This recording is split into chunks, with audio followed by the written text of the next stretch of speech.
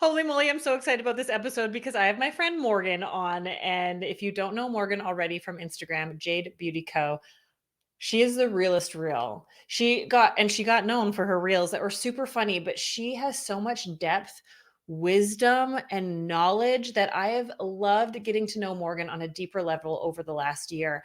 And you guys are in for such a treat because she is such a gift to this world. She has such a magical way of sharing things through laughter, but also sharing deep insight. And also, her talent is unreal. And so I'm really excited for you get to what to look behind the curtain of who Morgan really is, behind the Instagram highlight reel, which I mean, she's really good at not showing the highlight reel. And I think that's what I was so drawn to her. And we got to know each other a little bit more personally over the last year in real life. And if you ever get to meet Morgan in real life, you will fall. Well, I mean, you fall in love with her online as well. And so I'm so thankful that Morgan decided to come onto my podcast series, How They Failed Their Way to Success, because we all know failure in one way, shape, or form. And I think you're really going to, I don't think, I know you're going to love this episode of seeing a different side of Morgan than you may have expected to, but one that you're going to absolutely love. So thank you again, Morgan, for coming on the podcast. And you guys, let's buckle up and get ready to dive in. Welcome to the Anxious Creative. Morgan, I'm so excited to have you on the podcast. Thanks, Don. You're the best. It's always so easy to say yes to you, and I'm very excited to be back. Yeah, I'm excited to chat with you today. One, because I feel like we saw each other in New York like a month ago. Yeah, I feel like I got to connect with you on such a deeper level. we did. Don gave me the biggest hug that I didn't know I needed, and it was the first time I think I'd exhaled in like 6 months. And it Oh, wasn't even like it was just like we had a collective like, yes, we did. We connected on a deep level, and I yeah. appreciate you. I appreciate you. And I mean, we've connected so many different times, but like that was our first time meeting in real life, right? No, we met No. in LA, but that was like Oh, right. so yeah, that was so Briefly. busy and brief. Yeah, but Now this I was like feel our first bad. time we got. No, but, like, this was our first time that we got to sit down, and truly, it doesn't even feel like that because we've chatted so much online and on lives and, Yeah. that yeah, And I've loved getting to know the complete Morgan yeah, and not just like the Instagram version, the which Jade has Beauty version, yeah. yeah. And so I want to talk to you about like you've been from the appearance, it seems like you've been had a very full schedule. And I try to stay away from the word busy. I don't know why. There's something about the word busy I don't like, but it seems like you've had a very full schedule. Things are like from the outside looking in, things are Mhm. like going in your favor, like life and business is good. And I want to talk about the journey to where you are right now and what kind of things you've had to go through, overcome, things like that. Like, can you think of right now and maybe tell us like how long you've been in the industry and what your like biggest failure to date has been? Well, Just to start well, off light. how long have we blocked off the day? Yeah. I've been in the industry going on 19 years. Wow. Um, I have had a lot of failure. Things are really cooking for me right now. I'm really excited. I've got a lot of really fun projects. I feel so blessed. I'm so grateful.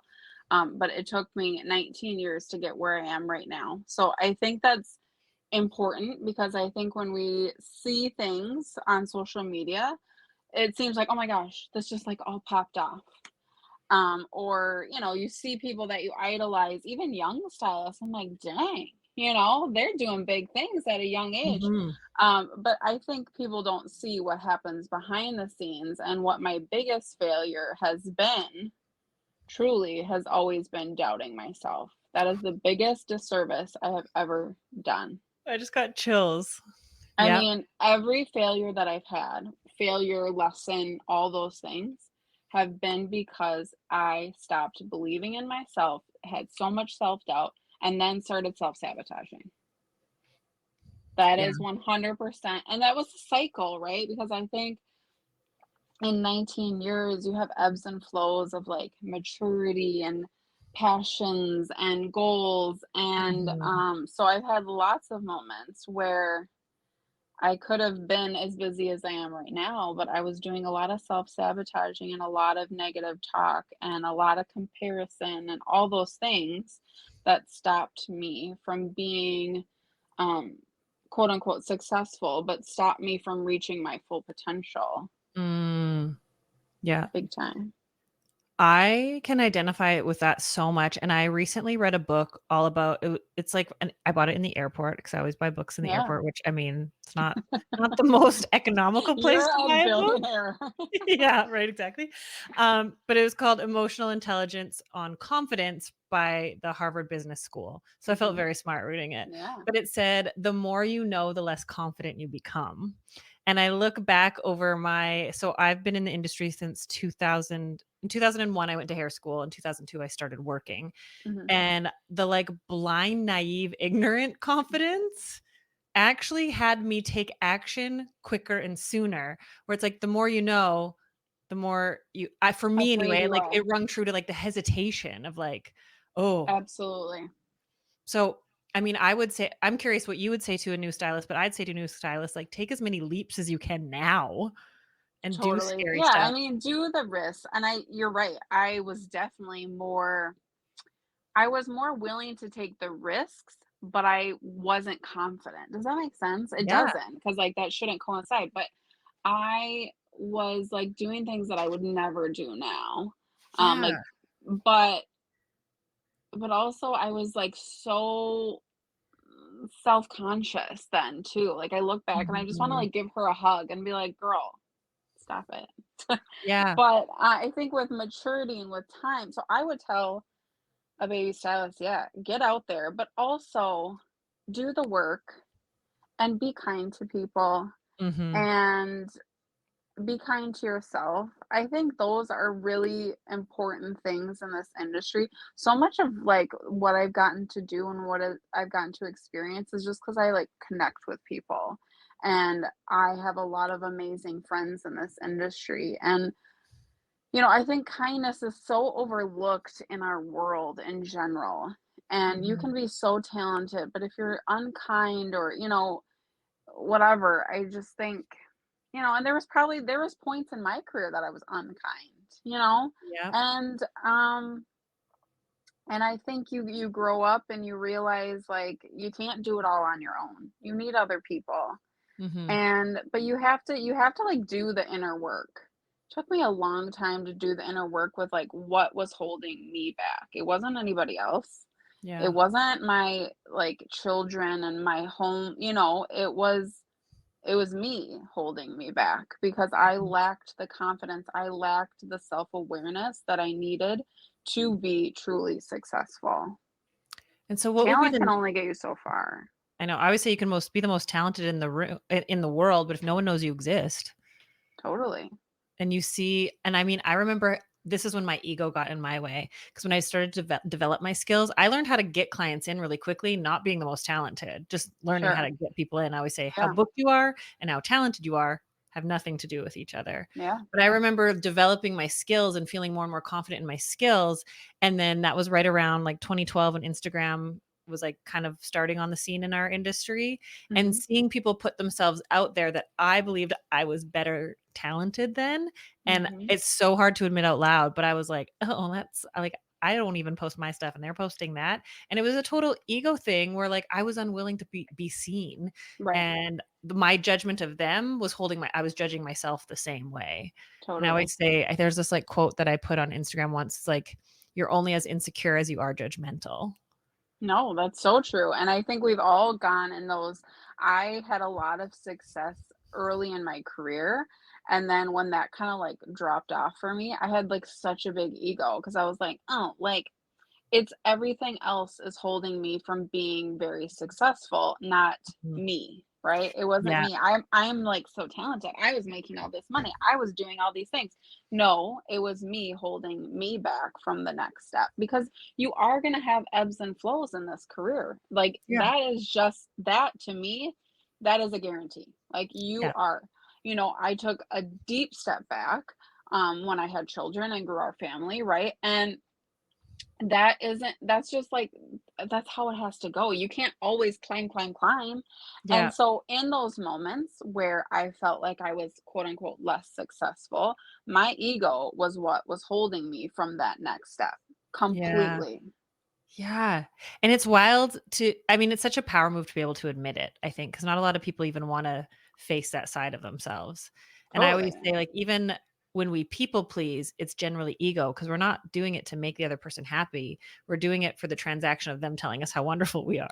Totally. Yeah. Yeah. And I think, it took me a long time, but once I did that work and changed my mindset, I remember people being like, if you change your mindset, you'll like change everything else. And I was like, yeah, right, whatever.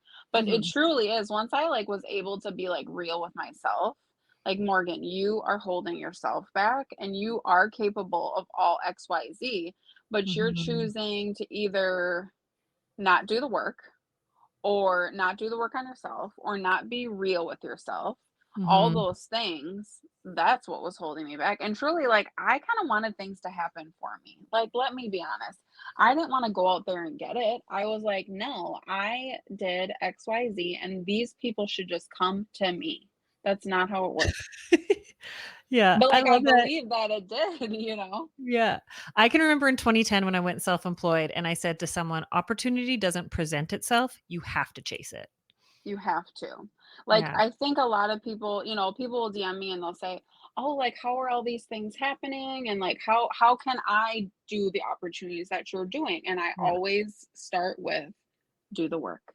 Like, Do the work, I yeah. I am not the most talented person in any capacity in any way, but I do work really, really hard, and I am very, very real with who I am. Mhm. You're one of the most But authentic I'm like I pick up on people's energy, and I'm not like an energy person, but I'm like very intuitive of like whether people are genuine and yeah, authentic no, and have I feel that. integrity. Yeah. And like with you, it's just like I know that you are a trustworthy, safe person. I just wanted to share that with you because like Well, and I feel the same with you, and that's why we have been able to have these conversations because listen, I can't have these conversations with just anybody, but no. when you just I just always tell people, just like be who you are. When people are like, "How did you go viral on the internet and how do I do this?" I'm always like, "Just be yourself, whatever that may be. If you Mhm. focus on education, if you focus whatever it is, just Yeah. be who you are and people will come to you. People love and crave authenticity." Absolutely, and I feel like for the longest time, not even in my business, but my entire life, I thought I had to be someone else for everyone else, and so Absolutely. I, like, masked and hid and chameleoned and just, like and then was anybody but myself, and then the moment I started to be myself, I started making better connections because you attract. It's so true, and I think as a society, we're taught, "Be someone else. Be Yeah, a, like, cleaned up version of you. Be a prettier version of you. Be, a politer version," whatever it is, but we are taught to suppress who we really are, mhm. and once you kinda let that go and just are who you are, gosh, it's a magical place. So, who is Morgan? I mean, okay, and also I want to privy too by saying that. I don't want to sound self-righteous because I always have moments of anxiety. And my anxiety has risen in this last year where I'm like I need to consider what I need to do to control my anxiety Mm, because sometimes there is a level of you're thinking like, "Oh, I can handle all this," and then you're like, "Okay, now there's people depending on me," and that comes with a certain amount of anxiety. So I wanna mhm, say, it's not easy to always be self-confident, but who I am now and who I am today is a lot different than I was 5 years ago.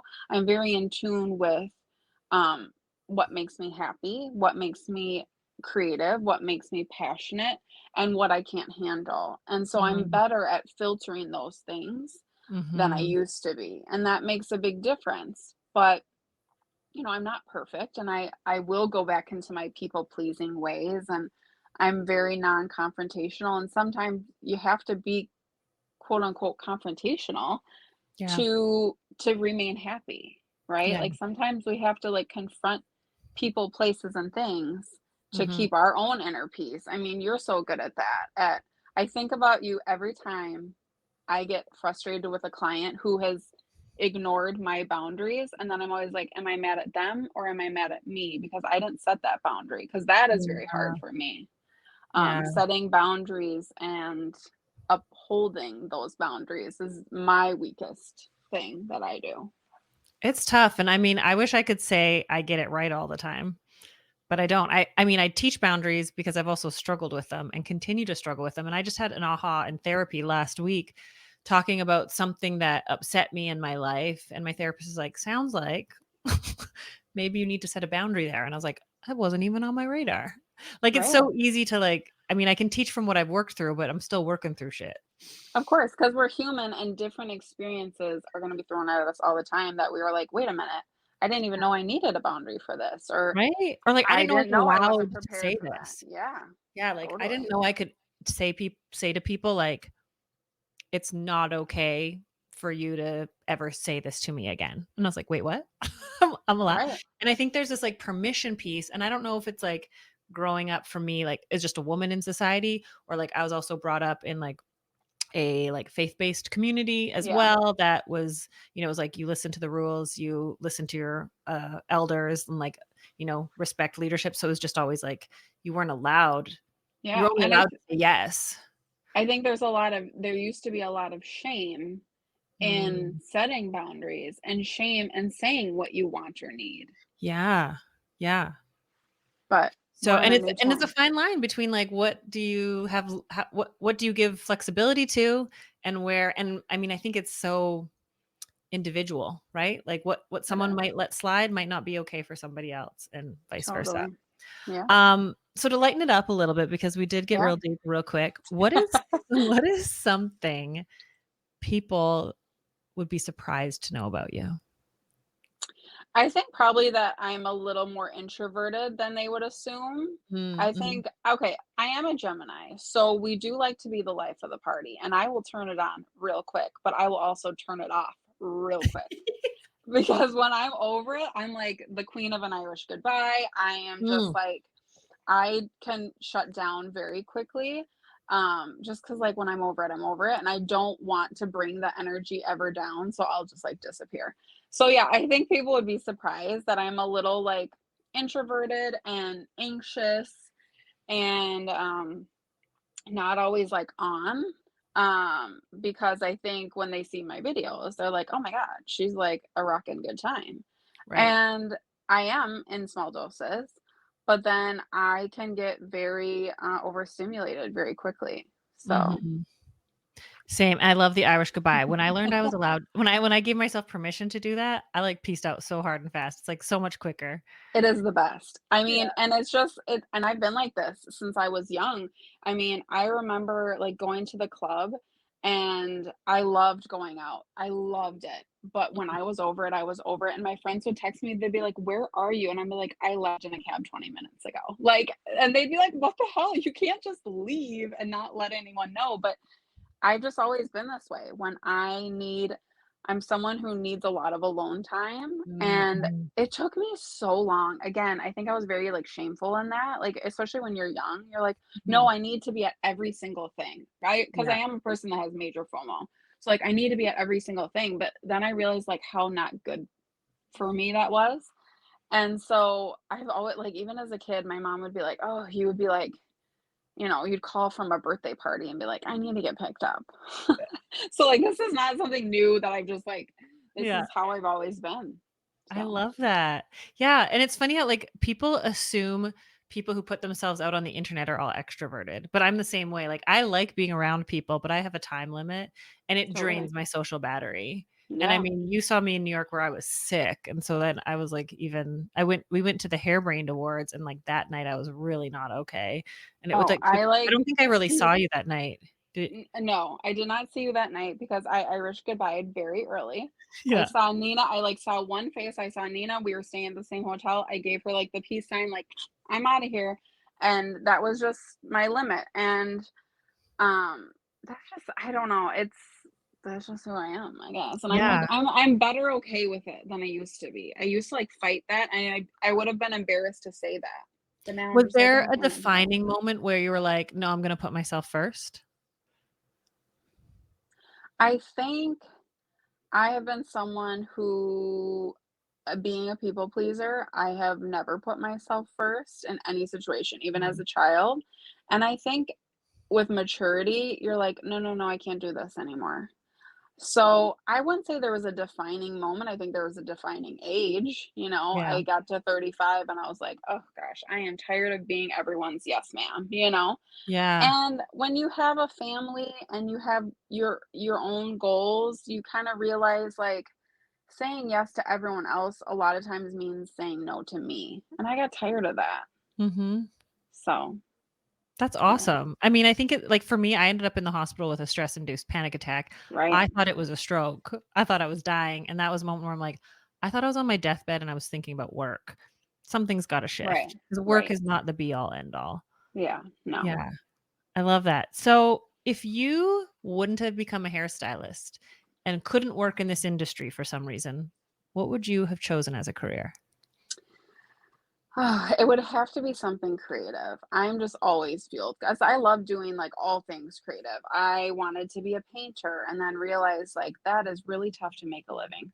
I wanted to be, I'm just like a crafty person. I would have an Etsy store. I would throw birthday parties. I would decorate people's homes. Like I just love all that stuff. But Mhm. gosh, it would be so hard, and I've thought about this because other people have asked me that, and it would just have to be something creative, but I think I would be an entrepreneur still and just, like, doing all the things. Yeah. How long have you been an entrepreneur? 8 years. 8 years? Ah. Yeah. And do you was My it son oh, my son was 3 months old, and my commission salon closed abruptly, and so I was kinda thrown into entrepreneurship, had to, like, wow. scramble to get everything going, and I started by renting a chair, so I kinda, like, eased into the responsibility. Now I'm in a suite, Mhm. but yeah, I love entrepreneurship. I never thought I would, ever. Yeah. What would you say to somebody who's thinking about going independent? Be very organized. Mm, Have systems in place. Because again, I had no time to get systems in place. So I mhm, was just like, I need to get my license, I need to do all these things. I wasn't thinking about, okay, what systems am I going to have in place for accounting and all these things. And also, I want to put out there at that time, my business was not what it is now. So mhm. it was a little easier. And now I'm still trying to figure out systems and all those things. I mean, be organized and take tax time very seriously. That's Yeah. my biggest recommendation. That's like I always think, like, it's so easy to look back in hindsight, and I'm curious because 'cause I'm not an organized person either, and I've tried to get organized, but I have my weird systems that work for me that don't make Yeah. sense to anybody else. But do you think if you would've had time to get the systems, do you think you would have ever taken action? Because I will procrast a plan. So for me, it's like I just have to jump before I know how to land. I have to do things backwards in order to Yeah, actually I do the thing. no, for sure. And I have become such a big procrastinator in the last 8 years. Like I would have never described myself as a procrastinator or an unorganized person, but boy, now am I. And I'm just realizing that this is just and I use the excuse like I thrive when I'm like down to the deadline, but I kind of think I do. Me too. So whether that's my undiagnosed ADHD talking, I don't know. But I think no, I don't know if I would have jumped on it had I had the time. Maybe then I would have, but now probably not because I am. I'm like down to the wire with every single thing I Yeah. can. Like tax season every year, I'm like, I wanna go I don't back even and want be to an talk about it. employee. I Yeah. want to barf. Like that is the only reason why I would want to go back to working for someone else is to get a W-2 and just Yeah, be done with it. easy.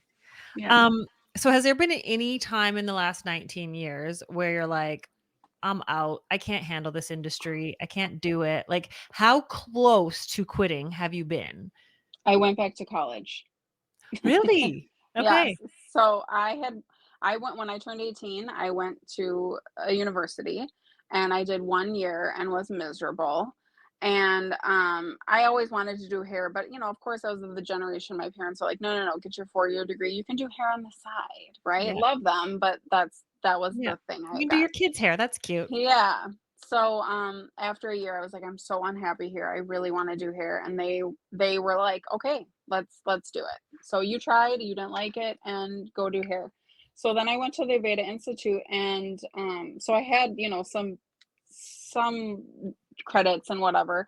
I was gosh, I gotta think. My oldest son was like a year and a half, and I decided I cannot do this anymore. I don't know. I was at least 10 years in. Maybe not. I don't know.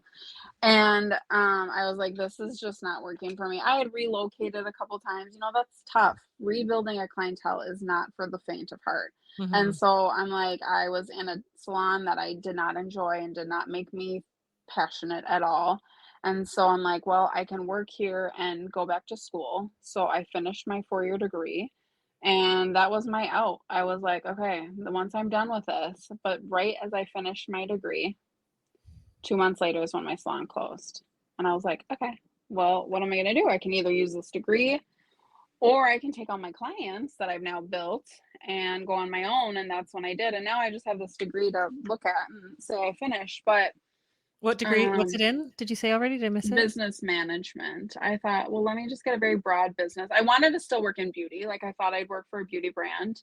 Mhm. Um, but no, I've never needed to use it because entrepreneurship relit my fire, which I did not Oh, expect. yeah. Completely relit my fire because then I realized like I am in the driver's seat now. I have no one else to blame for my success or my failure. Because I did. I blamed that last salon owner for not moving up. Mm. I had built a clientele there, but I mean, it was just not a place that I felt passionate about. And I blamed her instead of blaming myself. Like, you can move around, you can do something different. But I was stuck in a non compete. She had sued the pants off of everyone else, so I was too afraid to leave. And so once once that opportunity arose, I'm like, well, I can take all these clients now and I can make it what I want to make it. And like I said, now I'm in charge of any success, but I'm also in charge of my failure. And I think sitting in that and looking at myself like, if you fail this time, this is all on you. That was a good, like, make it or break it moment for me Mhm. because all of a sudden now I had no one else to blame. And like, yes, were some of those salons part of the problem and, had a factor in some of my failures? Sure.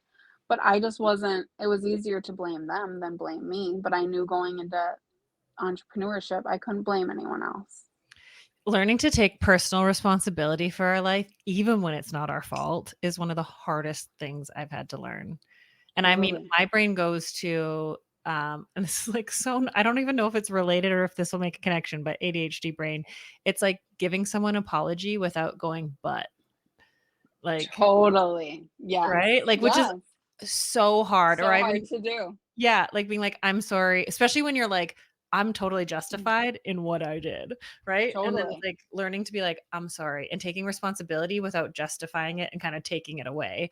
Where like I think of the first time I read like the fault versus responsibility, the analogy was like if you're sitting in your car at a red light and someone comes up and rear ends you, that's not your fault. But you don't get to sit and be like, well, my car, and like say your car is so wrecked that you can't Hmm. drive. You could go, well, it's not my fault. I'm not getting it fixed. And all that will produce is you not having a vehicle to drive. Totally. But you Yeah. have to take responsibility and take it to the shop. And maybe their insurance covers it or whatever, but it's still your responsibility to take it in and get it fixed. And it sucks because it's not your fault. But Not learning your to fault. go, like, the quicker you can take responsibility for your life, your situations, your business, even when the stuff that's happening isn't your fault, the quicker you'll get places. But then also when you do fail, knowing like, okay, what did or didn't work and how can I do better? And Totally. how do you view failure now?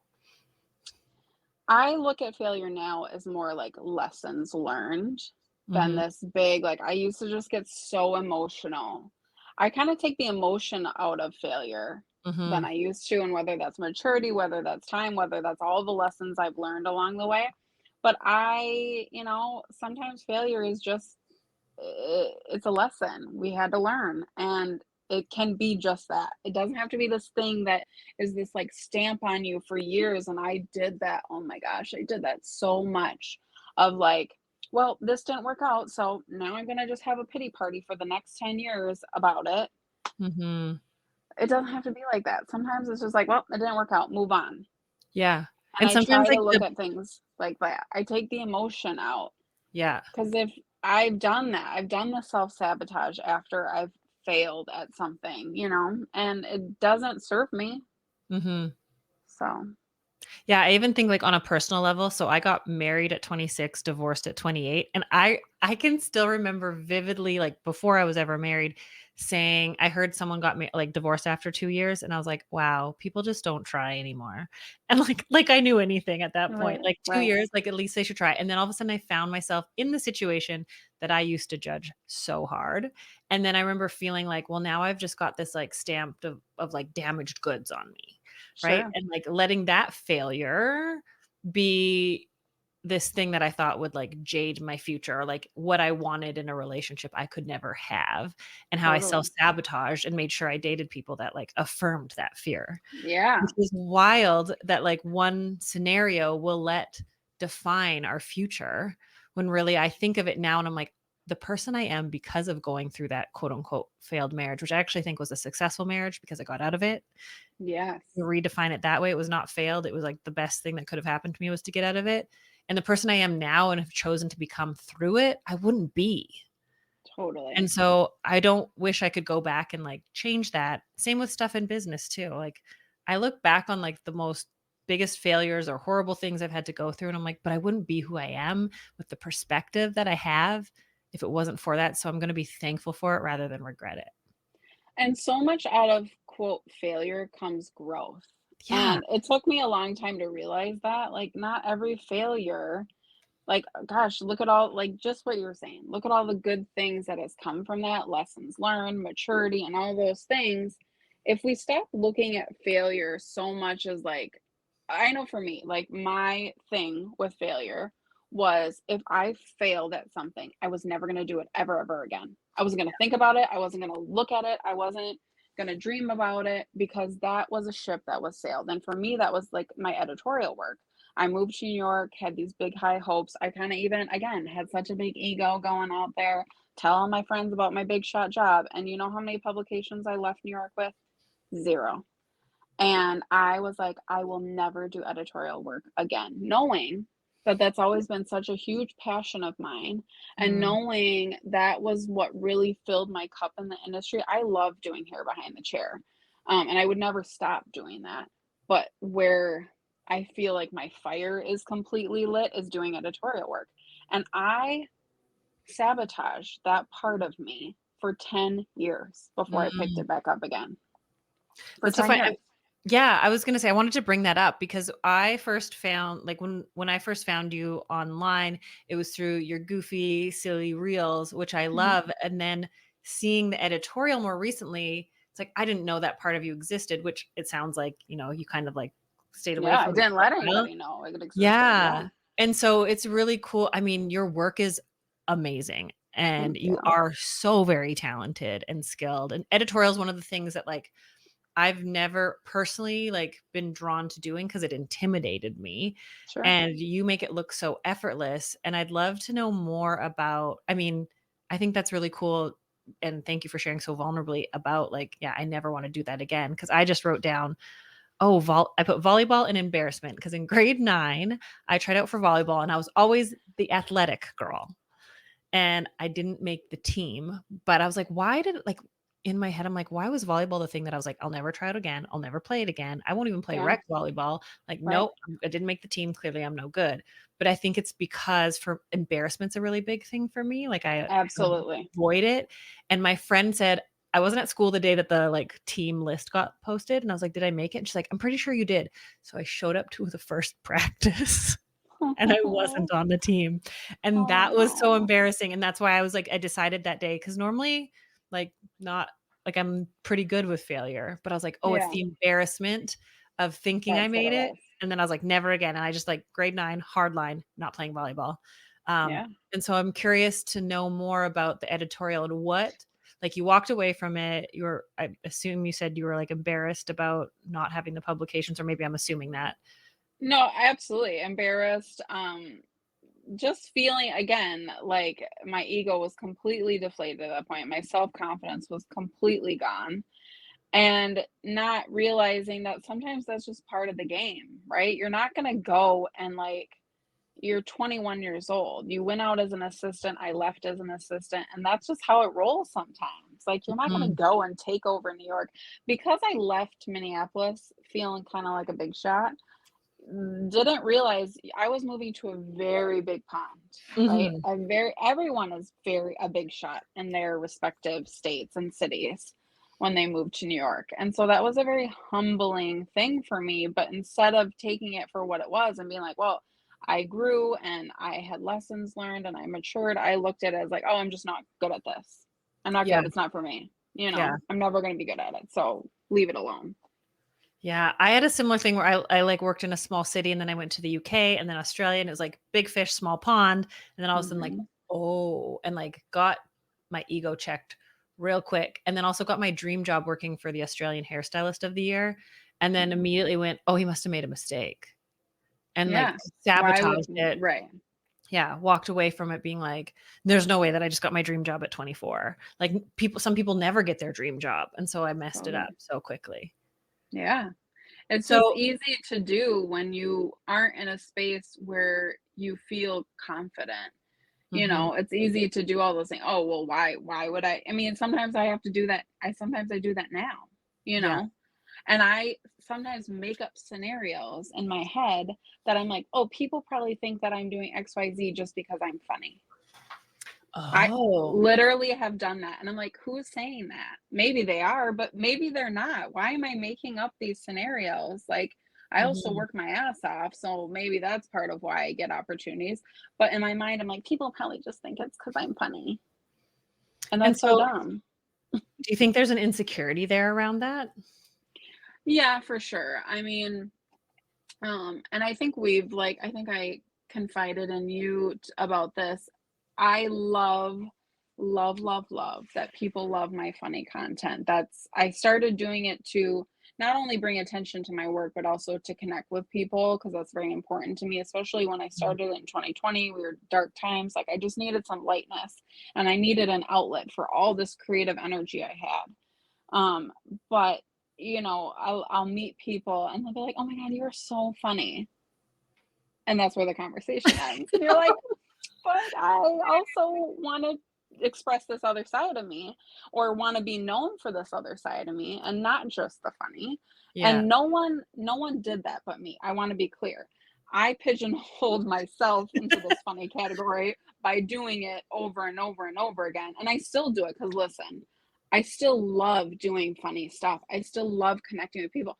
Yeah. Funny videos are what connects me with the most people. But I also want to be known for other things that I'm doing in the industry. And I had somebody come up to me and say, "Oh, like you're a hairstylist?" Like they didn't even know I did hair. And I was like, "What have I done? I have created this character online that people don't even realize like what else I do." Mm, And and so yeah, I think there's a definite insecurity with me being like, "Oh, do people think I'm doing this? I get this opportunity, that opportunity because I'm funny." yeah. Because I am self-conscious about that, Mhm. and sometimes I'm like, did I take it too far? Did I Mhm. take the funny? So then I've had moments where I'm like, I'm not going to do any funny anymore. And that's silly too, because that's the same type of self-sabotage too, of like, I love doing the funny. I love connecting with people, and you can't suppress that completely just because you don't only want to be known for funny.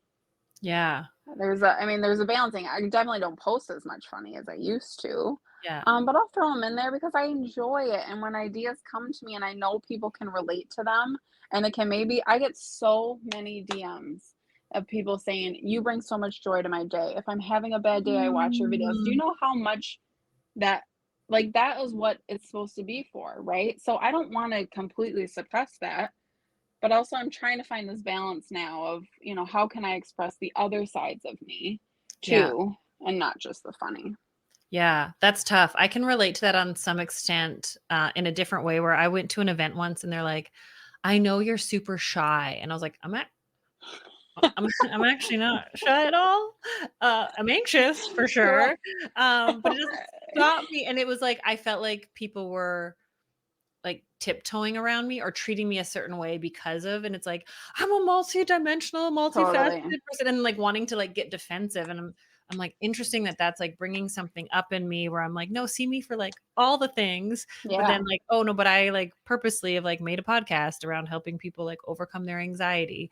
And it's just like some like younger version of me wanting to be seen in like I'm The an whole intellectual too. Right? right. No, it's true. Um, And again, like I said, no one put me in this box but me. I did this. yeah. And so now I'm just trying to figure out how I also make the box bigger or more Mhm. dimensional than it used to be. And for so long, I was like so happy just being the funny girl. Like that Mhm. was like enough for me. But I think you start to do different things and you're like, no, no, no, but like, but like I do this too. And so now it's just not quite enough for me, if I'm being honest. And not that anyone has to recognize me for anything else, but I have to recognize myself for that, right? So Mhm. I think that's the biggest thing is just like being good with whatever it is. And Yeah. people may always, I know there's other funny stylists out there that I had conversations with that they're like, oh, yeah, I get that all the time, you know? Mhm. And, it's just what people know you for, and that's Yeah. fine.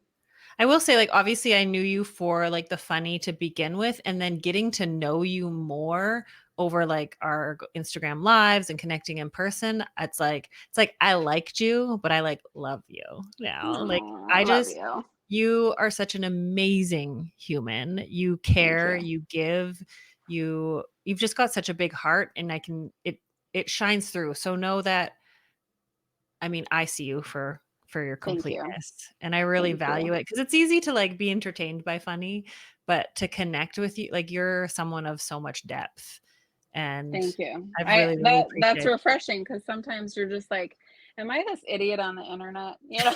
Like, have I like, sometimes it's so funny watching my 90-year-old grandma watch my videos because she'll stare at them, blank face, no not crack a smile, nothing, and then she'll be like, "Really?" Because again, she's just like, "Why are you doing this?" So I do try to put more of myself out there, not just the funny, because at the root of all this, social media is to connect us to each other. Mm, Some of the best people, including yourself, that I have met have been strangers once upon a time on the internet to me. mhm, And by being vulnerable and letting your true self shine through, those are the people, like you said, that I connect to because I'm like, oh, you're a real one. And we can get down and dirty together. But, because a lot of people will be like, Instagram is fake. Well, it can be. If you let it be, it will be, but yeah, it I doesn't have can't, to be. right? Like, I can't do, and, like, to my own detriment in my business, I can't do the surface level game playing of social media. It's just not No. in me, and it's I'm meant like, that. tell me about your trauma or don't talk to me at all. What was the thing that made you cry when you were 5, and how's it affecting your life today? Totally. Tell me all about Yeah. it. So one last question before we wrap this Yeah. up is, how do you, because I believe you're committed to always growing, it seems like. And so it's not like you've like hit this place of arrival, because none of us have. How do you now push yourself to get uncomfortable in order to grow? Just a light question. Ooh, yeah. I think again, for me, allowing myself the space to say no and Mm, allowing myself the space to like really reflect and have that realness with myself is what helps me grow. When mm, I was like saying yes to any and everything because I was just happy for the opportunity. Listen, I did some brand deals back in the day 2 years ago when I started getting a little more traction online that like I wouldn't, what? It was not true to me, you know what I mm, mean? And I think when you're not true to you, whether it's the brands you work for, I'm so, so lucky to be aligned with brands that I absolutely love and adore, and they respect me and they trust me and they don't want me to always be funny. Um, that is a huge marker for me in moving forward to the next mm, level. And I don't know what that is. I don't know what the next level is. I don't know what the pinnacle of my success to me looks like yet. I'm just like mm. really, really enjoying the ride and grateful, and I think if you remain grateful and true to yourself, like the ride is always going to be fun, even if there's dips. Like this year, I've had some dips, and not necessarily professionally, but personally, just you see things in a different way when certain things come your way. You see people in a different way. You have some hard lessons that aren't always easy, because I always want to believe that people are good people and people have the right attitude for you. And that's Mm, unfortunately not always true. And sometimes that's okay to have those realizations. It's okay. yeah. Yeah. And it's okay. I always think like it's okay to put up boundaries with good people too. Like Absolutely. you have to do what's best for you, and it can be hard. I mean, I found it hard to put up boundaries with people that I love and care about, and it has nothing to do with them and everything to do with me. Totally. Yeah. I am someone that will disappear even from people I love, because I just I need that sometimes, and I can't Mhm. always explain that, but it's just a boundary that I haven't always set, so therefore I'm like, "Well, I'm now out for the next month." Yeah. You Yeah. know? And it's I still struggle with feeling guilty about it sometimes. And then it's Absolutely. like, I remember one time getting a text from a girl that I'd kind of become friends with shortly after I moved to Calgary, and and trying to find people to connect with, and like after a couple hangouts I'm like, you're nice, but like we don't really have much in common. Like, and I Yeah. didn't say that, but just like, the slow fade. And I got this text being like, I can't believe you didn't wish me happy birthday. Like I thought we were friends. It was weird. And I remember being like the easy thing for me, like my people pleasing reaction wanted to go, "Oh my gosh, like I'm so sorry. Like let's go for coffee this week." But I knew that's not what I wanted, but I knew it was like the band-aid. Like I could make Yeah. her happy really quick, and then we'd book a coffee and the time would come and I'd be like, "I don't want to go." Like and Right. so I just said like, "I'm so sorry, Mr. Birthday. Like I have other things going on. Like just know that like what you can expect of me out of our friendship, like this is what I can give right now." Yeah. Thinking like, "Oh my gosh, I did it so well and so intentionally and so maturely and I was straightforward and I was kind, but I was clear and I didn't like promise something that I didn't want to do." And thinking like they're going to meet me with so much understanding. And rarely I find that doesn't work. It didn't Yeah. turn out the way it wanted to, but at the end of the day I was like I honored myself and what I wanted and what I could Totally. And offer. that's a success, right? Like that, Yeah. even if the conversation on the other end, because sometimes when we're ready to do the right thing and the healthy thing, doesn't mean the other person is ready for that? No. So knowing that is huge. And I don't always get it right. And I am a people pleaser, but I think sometimes just being true to yourself is like at the end of the day the most important. And I never want to hurt anyone's feelings, but sometimes like feel that that's not always your responsibility, but you No. do have a huge responsibility to yourself. So, Yeah. Yeah, and you're in and we could get into a whole nother topic of totally. intent and impact, Yeah, but that's another time. Morgan, this has been so amazing to chat with you today. Thank you for taking time out of your same. schedule to come and do Please, this. Where anytime. where can people connect with you? So I am always, I don't want to say always, but I try my hardest to always respond to DMs on Instagram. That's the first, and I always suggest going there first, because otherwise, email, my website, they all get kind of like missed. So always reach out to me on Instagram at Jade Beauty Co. And I will do my best to always respond. I love that. Well, thank you again for sharing so openly, candidly, vulnerably, and I'm really Anytime. excited. I don't want to say I'm excited to see more failures, but Well, it's bound to happen. And yeah. listen, what do I owe you for today's therapy session? A big hug next All time we see right. each other. Yay. Awesome. Well, thanks so much for coming on the podcast. Thank you, Don. Appreciate you.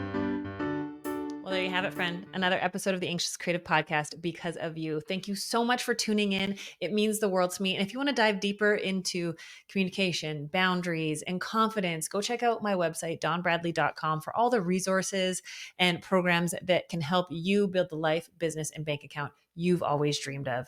You're worth it, friend. And I'm just so honored and thankful for you to be here and to be part of this community so we can show up real, raw, honest, and vulnerable together, sharing in our failures and our successes because it's all part of the journey. It's all part of it. And so I want you to be able to take messy, immediate, imperfect action going out from this podcast episode into the world today and have a wonderful, wonderful day. But most importantly, stay weird, friend. And we'll see you next time.